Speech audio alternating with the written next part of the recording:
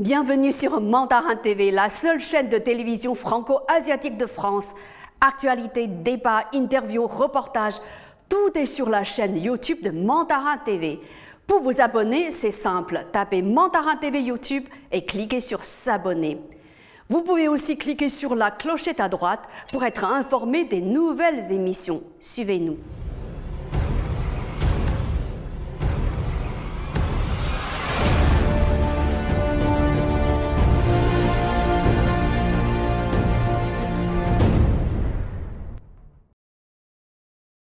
Bonjour et bienvenue dans votre émission Mandarin TV Débat. Depuis le 20 janvier 2021, les États-Unis, première puissance mondiale, ont un nouveau président, Joe Biden. Désormais, le monde entier s'interroge sur la période post-Trump.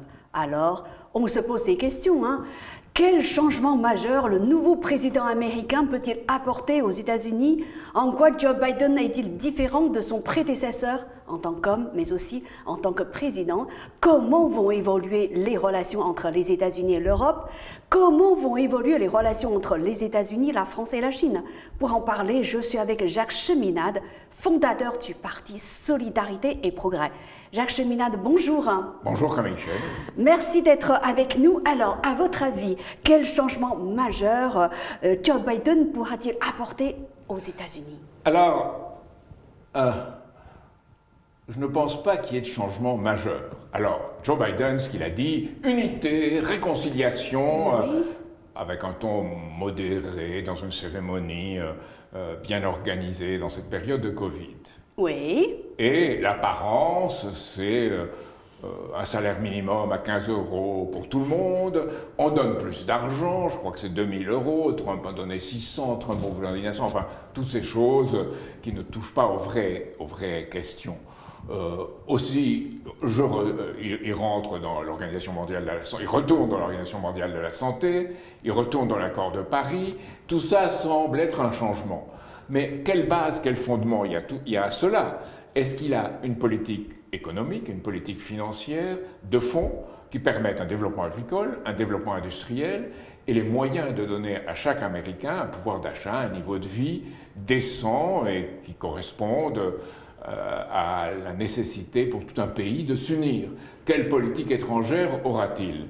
Alors, à ces questions sur la politique intérieure, ce qu'on peut répondre, c'est qu'il va vers la transition écologique faussée. C'est une écologie dévoyée. C'est le capitalisme financier vert. C'est ça. Où toute une série de gens, et c'est le Great Reset de Davos, c'est la même chose, toute une série de gens dans ce milieu financier de Wall Street, de la City, des sociétés de conseil, des cercles de réflexion occidentaux, tous ces gens-là pensent que le système actuel ne peut plus continuer comme il va. Donc, il y a une mutation qu'il faut faire et aller dans une finance verte qui demandera moins d'investissement et qui permettra de créer chez les gens l'idée que ce ne sont pas eux les coupables de la crise, mais c'est l'homme qui est un pollueur, c'est l'homme qui est quelqu'un qui est un prédateur, et une conception de l'homme séparé de la nature. Donc derrière Biden, il y a tout ça.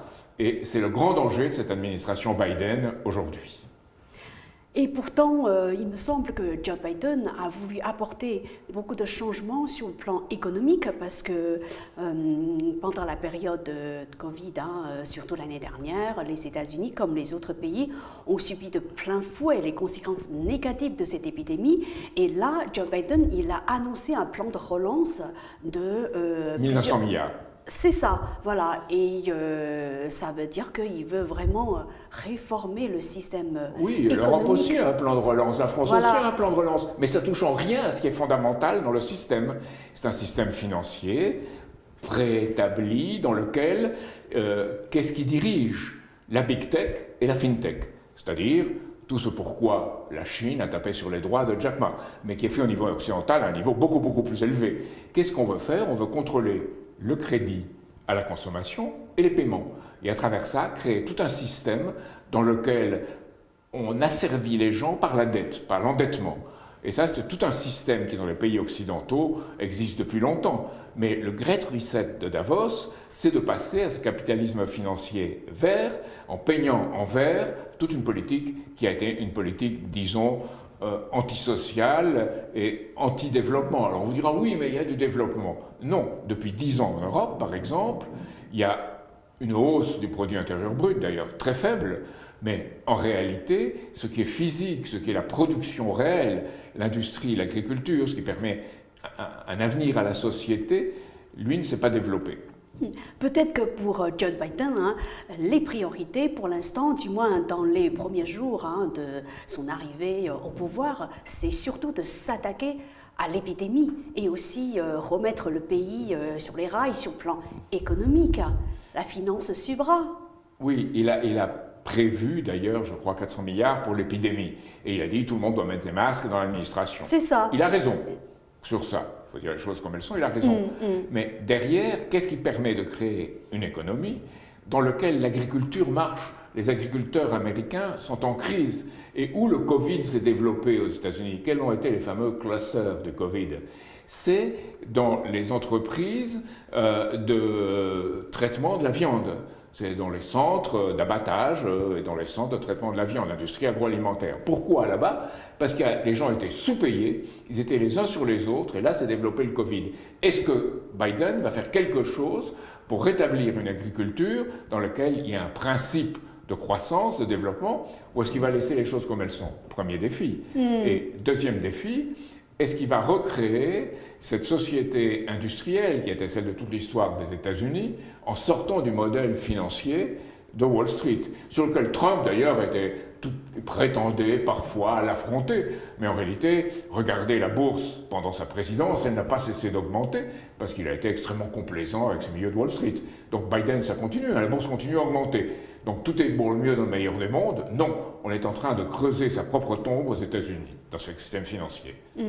Alors, vous semblez quand même critiquer la politique de Joe Biden en tant que nouveau président. Il a fait, dès qu'il est arrivé au pouvoir, enfin avant même sa prise officielle du pouvoir, il a fait un certain nombre de déclarations. Et tous ces points nous semblent quand même positifs, à savoir justement, comme je l'ai dit tout à l'heure, s'attaquer à la crise, et puis retourner à l'Organisation mondiale de la santé, retourner à l'accord de Paris, et aussi s'attaquer aux injustices raciales, etc. Et tout ça, c'est pas positif. Alors moi, je dirais, il faut prendre les gens au mot. Biden parle d'unité, de progrès mutuel. Il est catholique, Biden. Donc je lui dis, relisez l'encyclique de 1967 du pape Paul VI, où il dit le nouveau nom de la paix, c'est le développement économique. Or, je dirais moi aujourd'hui, le nouveau nom de l'unité, c'est le développement économique. Est-ce que Biden se donnera ses moyens d'un développement économique? Il a fait un plan de relance, là. C'est un plan de relance qui ne touche pas au développement de l'économie physique, de l'économie réelle, comme on le fait en Chine. En Chine, il y a un développement de cette économie physique et réelle. Il y a un fondement. Aux États-Unis, il n'y a pas. Et quelqu'un qui ne prendra pas le taureau par les cornes de cette question, ce sera plutôt le taureau de Wall Street, le taureau de la hausse, plutôt que la réalité de l'économie physique, productive pour l'homme. Mais dans ce cas-là, on va faire une comparaison entre les deux présidents. Et qu'est-ce qui différencie, à votre avis, John Biden de son prédécesseur, d'abord en tant qu'homme? En tant qu'homme, c'est tout à fait différent, c'est clair. Un, qui était Trump, c'est quelqu'un qui était dans les apparences, les foucades, qui en partie ne lisait pas ses dossiers, on le sait. Mais surtout, c'est quelqu'un qui avait dit qu'il rétablirait une situation de sécurité mutuelle et de paix, notamment avec la Chine et la Russie. Il a essayé de le faire à un moment donné. Et après, à partir d'avril, en particulier de 2020, il est retombé dans la politique agressive de Steve Bannon, qui est un épouvantable personnage. Et il a suivi cette politique-là, notamment avec Pompeo vis-à-vis de la Chine. Cela doit arrêter. Il faut en terminer avec cette politique-là. Et tous les deux se sont montrés très agressifs à l'égard de la Chine, on le sait. Bêtement insultant, plus qu'agressif. Donc aujourd'hui, une façon de juger Trump, c'est qu'est-ce qu'il dit en partant? Il dit « je reviendrai » comme Terminator. Et il dit « il faudra combattre le virus chinois ». Pour moi, ça signifie qu'il n'a rien compris ou rien voulu comprendre à ce qui arrive dans le monde. Parce que dire qu'il y a un virus chinois, c'est comme qualifier une chose qui ne tient aucun compte de tous les efforts qui ont été en Chine et plus généralement en Asie contre cette pandémie. efforts qui ont donné de meilleurs résultats que dans les pays occidentaux, il faut le dire, surtout qu'aux États-Unis ou au Brésil. Et la deuxième chose, c'est que Trump avait promis à un certain moment de gracier Assange et Snowden, qui ont apporté une connaissance sur comment fonctionnent les processus de décision en Occident, et, très précieuse. Mais il ne l'a pas fait, et il n'a pas réhabilité mon ami Lyndon LaRouche, qui est maintenant décédé. Mais il n'a pas repris ses idées, il ne les a pas fait connaître. Donc Trump finit sa carrière, pour l'instant, avec ce cirque du Capitole, dont il n'est peut-être pas directement coupable, mais il a fait un discours enflammé, et avec des gens, il s'est un peu rallié aux thèses de Quanon.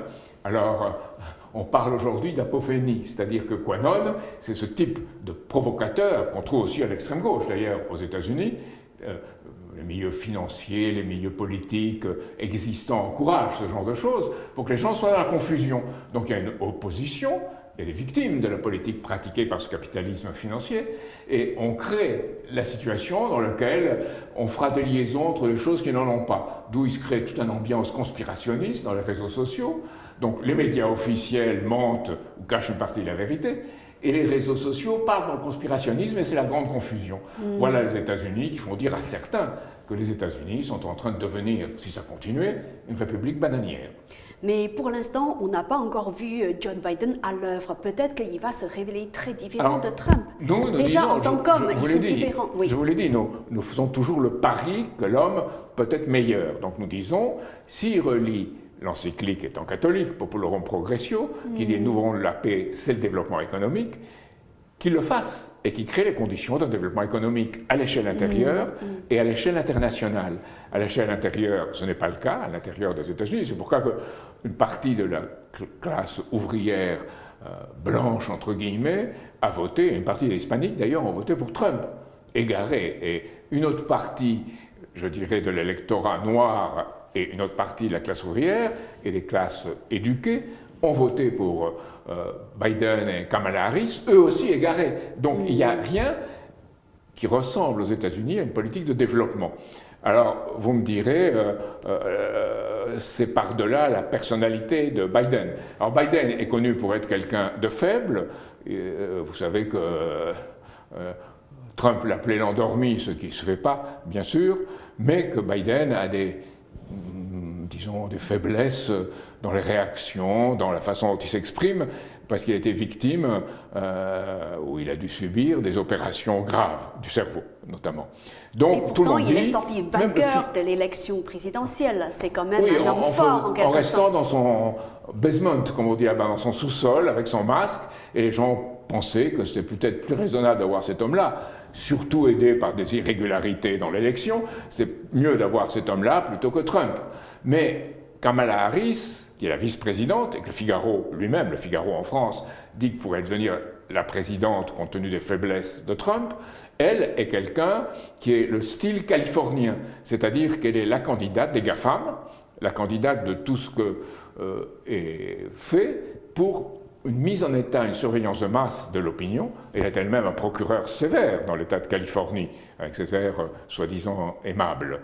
Et elle a une politique très dure internationale, notamment, c'est un grand défenseur de l'État d'Israël tel qu'il est, pas tel qu'il devrait être. Israël a droit à une place dans le monde, mais elle veut qu'il ait la place telle qu'il est. Et elle est d'accord, disons, avec Trump dans sa politique de rapprochement entre les pétromonarchies du Golfe et Israël, ce qui, je pense, est une très mauvaise chose.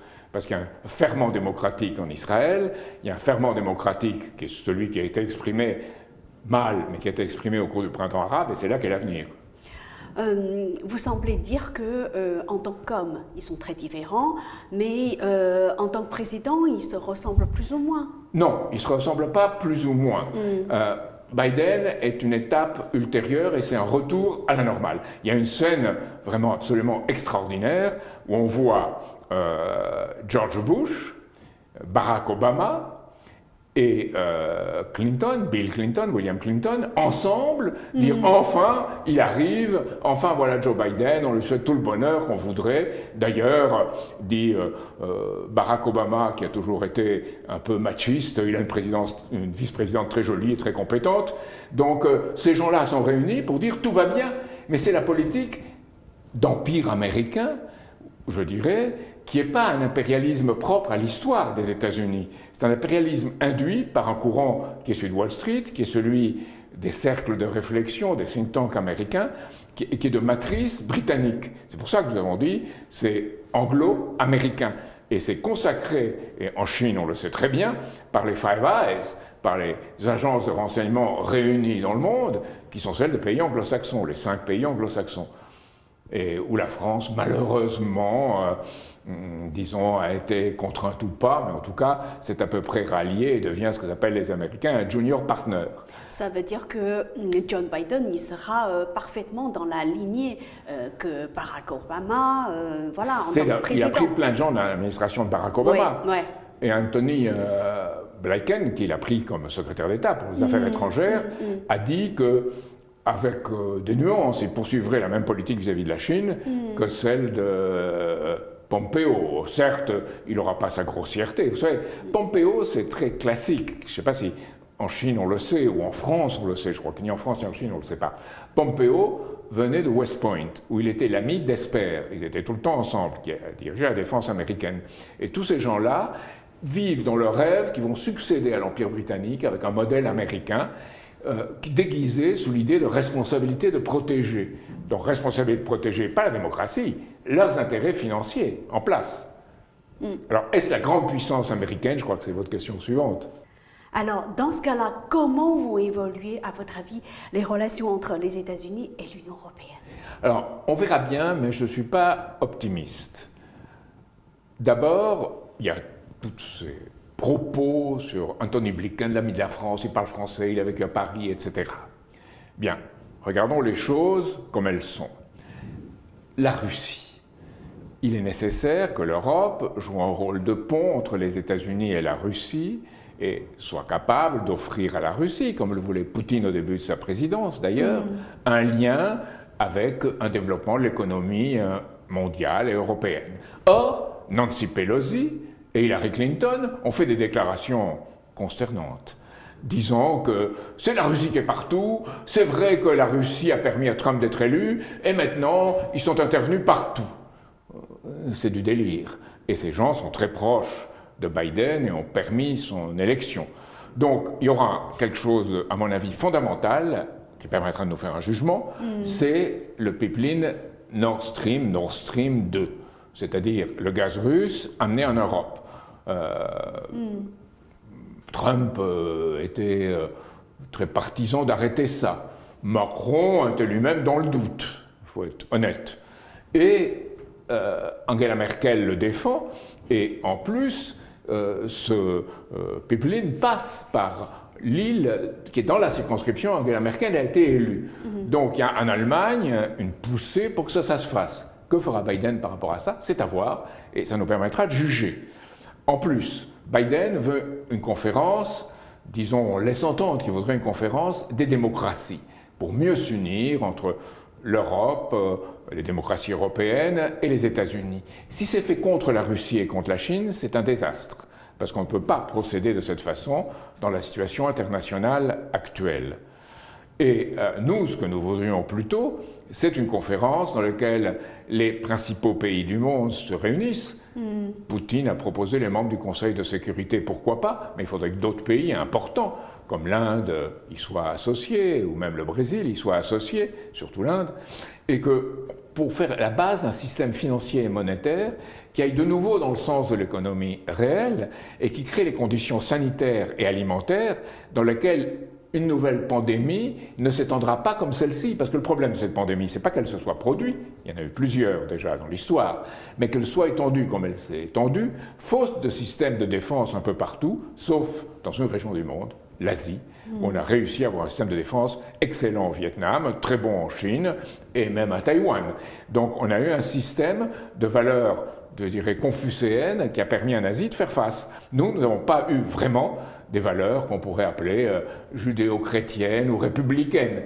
Nous avons eu de très belles paroles, mais nous n'avons jamais fait ce qu'il fallait, en particulier en France. Donc voilà une partie de ce défi entre les États-Unis et l'Union européenne. Avec la France en particulier, il y a la question des vins et des spiritueux, des taxes qu'avait mis Trump, et sur les produits cosmétiques aussi, toute une série des productions françaises de ce secteur-là, plus le débat et l'affrontement entre Airbus et Boeing, qui est vieux. Moi, dans mes débuts dans l'administration, il y a longtemps, en 1970-71, j'avais déjà dû m'opposer aux États-Unis pour ça. Eux disent « vous aidez Airbus en France, c'était terrible », ils disaient. Moi, je leur répondais, aux États-Unis, vous faites toute cette commande militaire qui permet à Boeing de durer. Donc c'est aussi un système d'aide.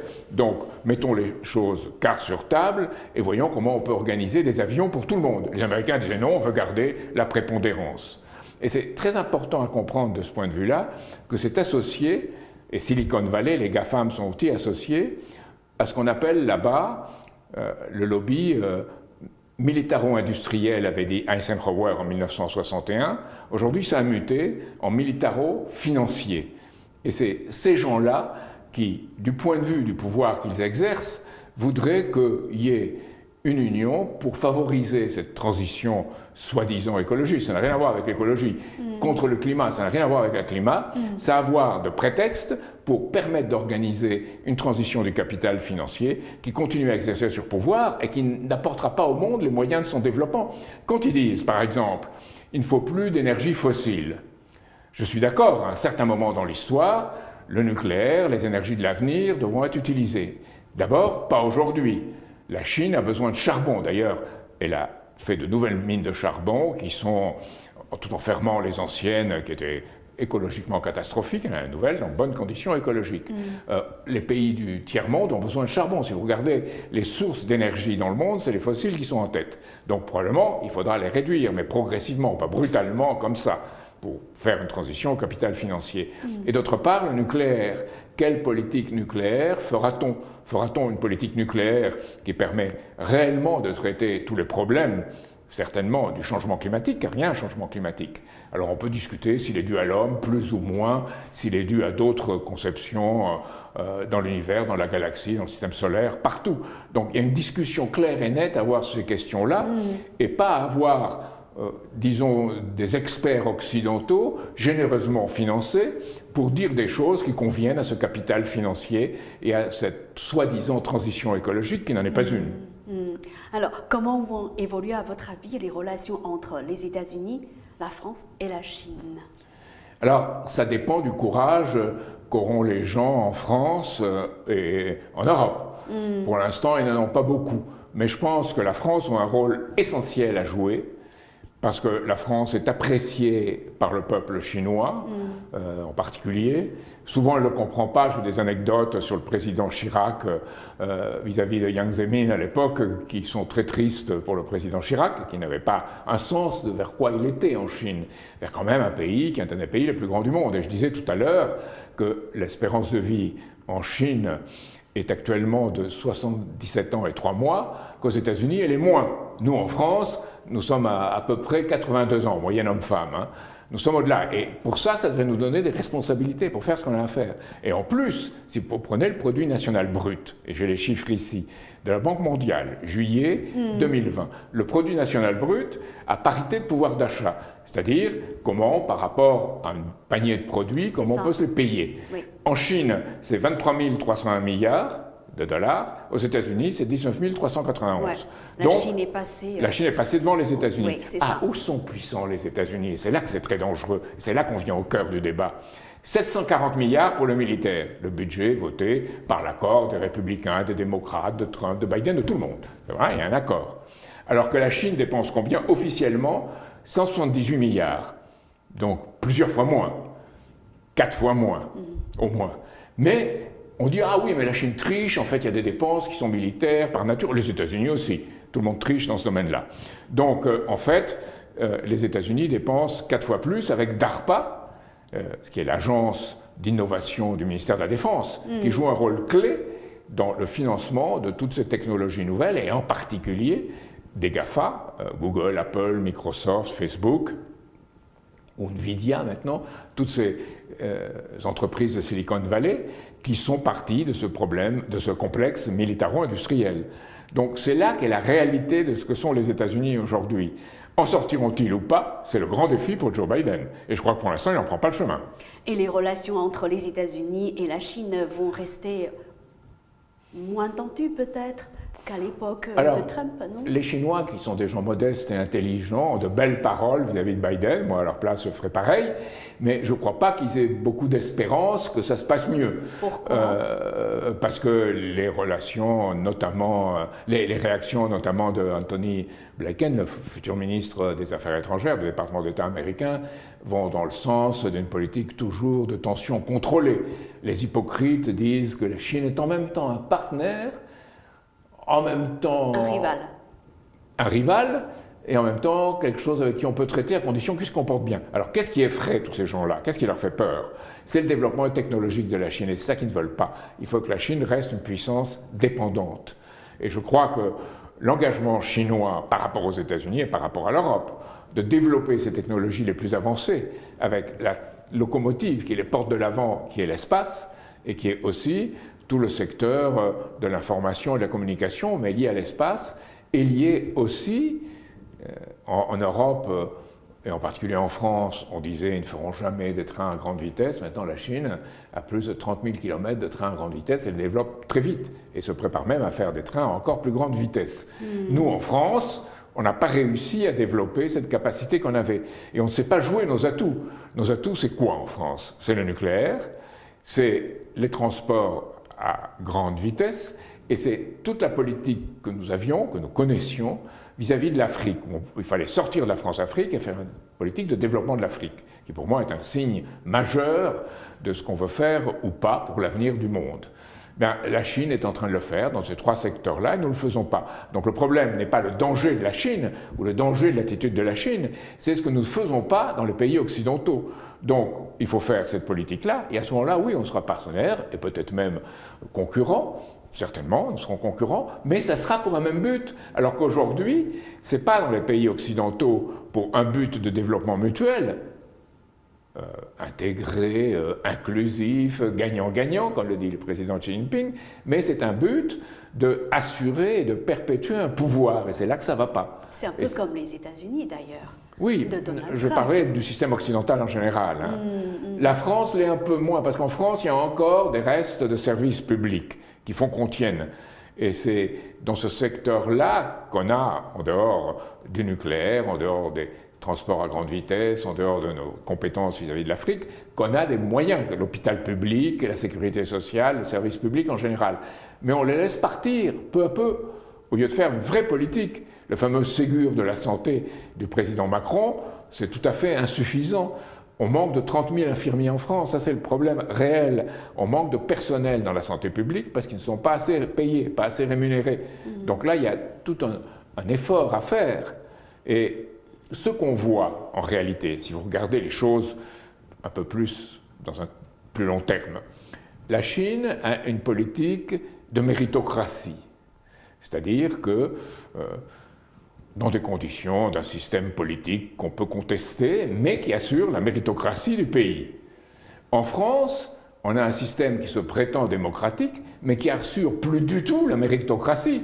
Puisque si vous enlevez vos enfants, vous les mettez dans le privé, vous réussissez le concours des grandes écoles. Il y a des signes en France qu'il n'y a pas cette méritocratie. C'est que on a laissé fonctionner les préparations aux grandes écoles, où se trouve toute la soi-disant élite, qui est formatée en réalité, qui n'est pas créatrice. Hein. Et le reste, dans les universités, faites comme vous pouvez.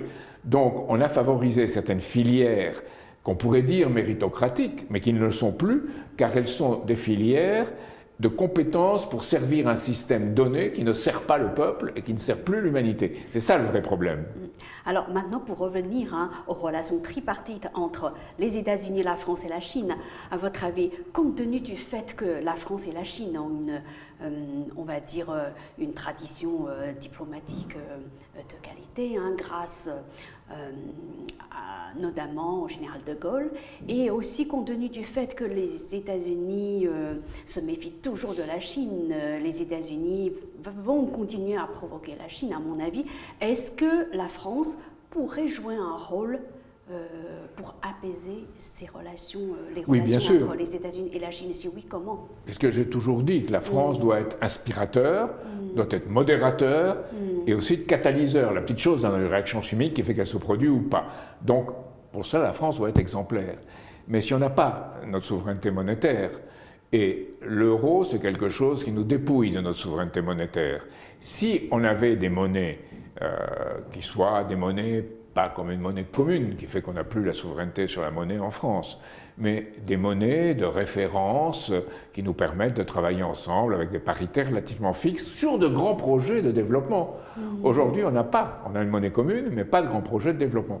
Donc il nous faut ces grands projets de développement que nous n'avons pas. Mais justement, en parlant d'un grand projet, eh ben, la France en a un. Et c'est justement le fameux accord de Paris sur le climat. Ouais, l'accord de Paris, c'est l'accord de M. Fabius. Alors, moi, je n'aurais pas une confiance très limitée en M. Fabius et en ce qu'il a fait. Et pourtant, c'est un point qui semble rallier tout le monde, Oui, le monde entier. Oui, ça rallie le monde entier, sans des contraintes, il n'y a aucune contrainte dans l'accord de Paris, et avec de beaux discours. Et avec une vision du monde qui peut être très dangereuse, parce qu'on est en train de dire, on peut aller vers un accord sur le climat c'est l'ennemi, sans développer les moyens de faire face, sans développer l'économie. Alors déjà, certains Allemands sont en train de le dire aujourd'hui. Si on n'assure pas en même temps un développement économique, une justice sociale, et qu'on dit climat, et qu'on entraîne tous les jeunes pour ça, on tombe dans le reset de Davos, le Great Reset, la grande réinitialisation. C'est-à-dire qu'une politique qui, sous prétexte du climat, ou sous prétexte de l'écologie, d'une fausse écologie, va créer les conditions une incapacité d'assurer l'investissement dans les pays émergents, mais aussi chez nous, pour les générations futures.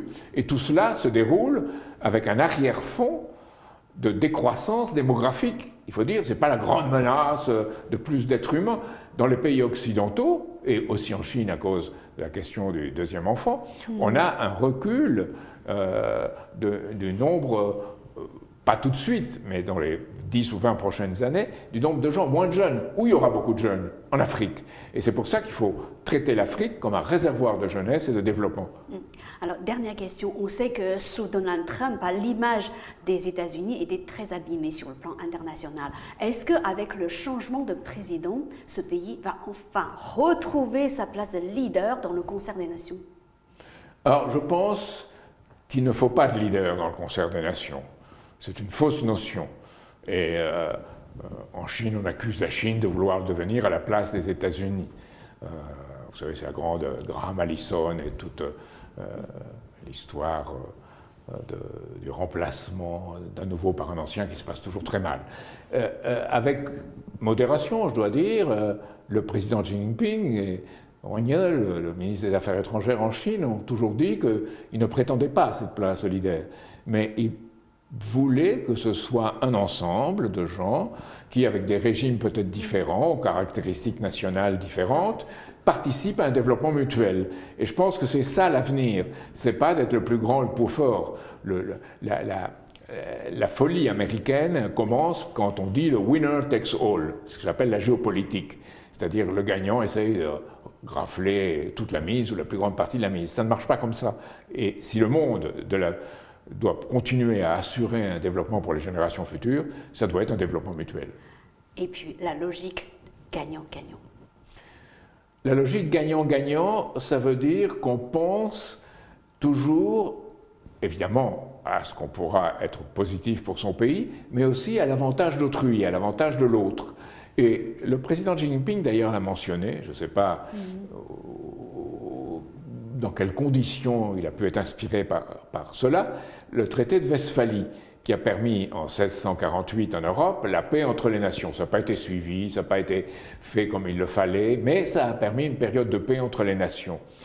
Qui a attaqué ce traité de Westphalie, et c'est très clair, en 1999, Tony Blair, le dirigeant du Labour anglais, qui ne sert pas du tout le milieu du travail. Et Tony Blair est l'expression de ce système anglo-américain. C'est d'ailleurs, il a coopéré avec le président de l'époque américain pour mettre en place l'intervention en Irak. Or, qui a voté pour l'intervention en Irak? Il dit maintenant qu'il est, disons, un peu gêné de l'avoir fait, qu'il n'aurait pas dû le faire. Joe Biden, qui a été le représentant pendant 36 ans de l'État du Delaware, qui est un paradis fiscal intérieur aux États-Unis, Joe Biden. Donc, il a tout un passé à faire oublier. Il a aussi voté pour l'abandon du Glass-Steagall, c'est-à-dire la séparation bancaire aux États-Unis prévue par Roosevelt.